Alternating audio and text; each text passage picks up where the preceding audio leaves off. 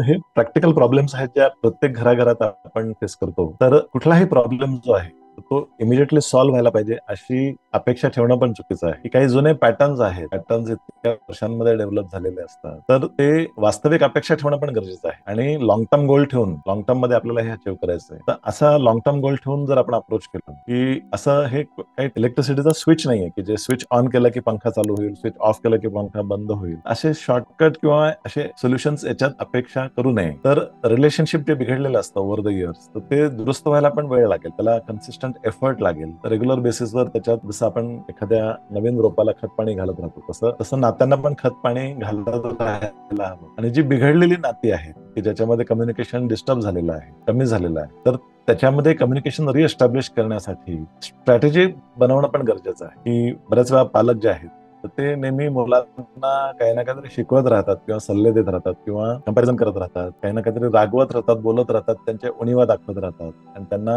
मोटिवेशनच्या नावाखाली त्यांना रागवत राहतात, बोलत राहतात. त्याच्यामुळे काय झालेलं असतं की मुलांना त्या गोष्टींची इतकी सवय झालेली असते की ते न ऐकल्यासारखं करायला लागतात किंवा उलट उत्तरं द्यायला सुरुवात करतात. मुलांना पण हे लक्षात येतं की आपण जर आवाज वाढवला किंवा उलट उत्तर दिलं तर आईवडील गप्प बसतात. कारण आईवडिलांना असं वाटतं की नको आजूबाजूला आवाज जाईल, लोक काय म्हणतील, त्यांच्या घरात शांतता नाहीये किंवा आपले प्रॉब्लेम लोकांना कळतील, ह्या भीतीने सुद्धा मग आईवडील बॅकफुटवर येतात, माघार घेतात. तर मुलं जे आहेत ते आईवडिलांच्या सायकोलॉजी जास्त चांगल्या पद्धतीने ओळखतात आणि त्यांना मुलं आईवडिलांना मॅनिप्युलेट करतात. दुर्लक्ष केलं समजा आईवडील आता काही सूचना देत आहेत तर मुलं लक्षही देत नाही, न ऐकल्यासारखं करतात किंवा भस्कन ओरडतात, अंगावर जातात, मोठ्या आवाजात बोलतात. तर आईवडिलांना असं वाटतं की आता पुढे काय बोलायचं हे त्यांना सुचत नाही. बऱ्याच वेळा मुलं आईवडिलांना बऱ्याच वेळा युक्तीने बोलण्यात मुलं हुशार असले तर युक्तीने निरुत्तर करतात. तर हे प्रॅक्टिकल प्रॉब्लेम्स प्रत्येक जण फेस करणारच आहे. पण तरी सुद्धा लॉंग टर्म गोल ठेवून रोज एक एक पाऊल पुढे जायचं आहे. तर रिलेशनशिप डेव्हलप करण्यासाठी फक्त सल्ले द्यायचे नाही मुलांना, फक्त रागवत राहायचं नाही किंवा फक्त अभ्यासाबद्दलच चर्चा करायची असं नाही.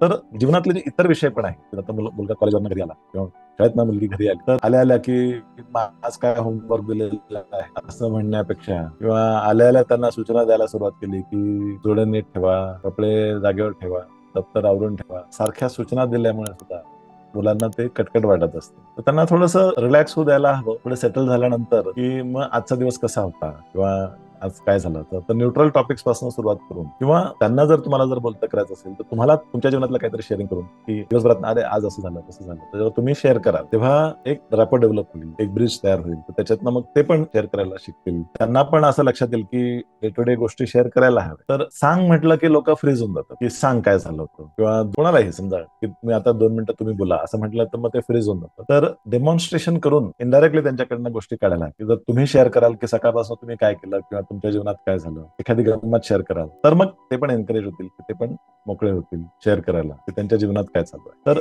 फक्त शब्दांनी प्रीच करायचं नाही, प्रीच बाय एक्झाम्पल. तर तुम्ही तुमच्या जीवनात जर बदल केले, तुम्ही जर शेअर करायला शिकला, तुम्ही जर तुमचा फोन कमी वापरायला शिकला, बाजूला ठेवायला शिकला, तर बाय एक्झाम्पल तुम्ही मुलांना सांगू शकता आणि मग तुमच्या शब्दाला पण वजन येतं की मुलं तुम्हाला मग निरुत्तर करत नाही की तुमचं आधी बघा, तुम्ही नेहमी फोनवर बिझी असता किंवा मुलं असं इमोशनली ब्लॅकमेल करतात की जेव्हा आम्हाला गरज होती तेव्हा तुम्ही बिझी होते, आता कशाला येताय, आता कशाला बोलताय, आता आमचं रुटीन जे सेट झालंय तर आम्हाला इंटरफिअर करू नका, आम्हाला काय फ्रीडम आहे की नाही, असे मुलं उत्तरं देत असतात. तर त्याच्याबद्दल पण चर्चा करणं गरजेचं असतं. म्हणजे बऱ्याच वेळा आता फ्रीडम म्हणजे काय किंवा फ्रीडम आहे तर त्याच्याबरोबर काही जबाबदाऱ्या पण आहे. तर दोघांमध्ये बॅलन्स हरवायला नको. आणि फ्रीडम कधी दिला जातो जेव्हा त्याचा दुरुपयोग होत नाही. जर कुठेतरी दुरुपयोग होत असेल तर मग त्यावेळेस मग फ्रीडम घेऊन पण फिरवला पण जातो. जसं फॉर एक्झाम्पल एखादी व्यक्ती आहे ज्यांनी चोरी केली आहे, त्याचा गुन्हा साबित झालेला आहे, तर त्यांना पोलीस त्यांचं फ्रीडम हरवतात, त्यांना जेलमध्ये जावं लागतं 3 महिन्यांसाठी, 6 महिन्यांसाठी, काही वर्षांसाठी. तर जबाबदाऱ्यांचा किंवा जर दुरुपयोग केला किंवा काही चुकीच्या गोष्टी केल्यामुळे मग फ्रीडम हिरावून पण घेतलं जातं. तर हे पण काही उदाहरणं देऊन त्यांना सांगणं गरजेचं असतं. पण जर मुलं फारच उलट उत्तर देत असतील तर त्यांना युक्तीने हँडल करणं गरजेचं आहे. तर त्यावेळेस तुम्ही इमोशनली ट्रिगर न होता मग तुम्ही पण चिडला, मग तो पण चिडला, मग काहीतरी अग्रेसिव्ह झाले, हातापायी झाली, असं कधी कधी होऊन जातं. तर त्याच्याने काही मार्ग निघत नसतात. तर जरी मुलं चिडत असले तरी आपण शांत टोन मध्ये बोलत राहिलो आणि काही अशी वाक्य जी असतात जी कामाला येऊ शकतात की जसं फॉर एक्झाम्पल की आता जर तू मोठ्या आवाजात बोलणार असेल तर पुढे चर्चा शक्य नाही, तो आधी कूल झाल्यानंतर मग आपण हा विषय परत घेऊ असं म्हणून तो एक टाइम आउट किंवा किंवा टाइम प्लीज म्हणतो ना आपण, ब्रेक घेणं. तर तो ब्रेक घेऊन परत एकदा मग तो विषय सोडायचा नाहीये, तर तो विषय पुढे परत घ्यायचा आहे. मुलांना जर कळलं की जरी आता टाइम आउट झालेला आहे किंवा टाइम प्लीज घेतलेला आहे, पण हा विषय आईवडील नंतर परत घेणारच आहे, ते त्यांना माहिती जर असेल तर मग तोच फॉर्म्युला ते परत परत वापरणार नाहीत. त्यांना जर वाटलं की नंतर एकदा आईवडिलांना चिडला ना की ते तो विषय घेतच नाही लवकर, मग तोच फॉर्म्युला ते वापरत राहतात परत.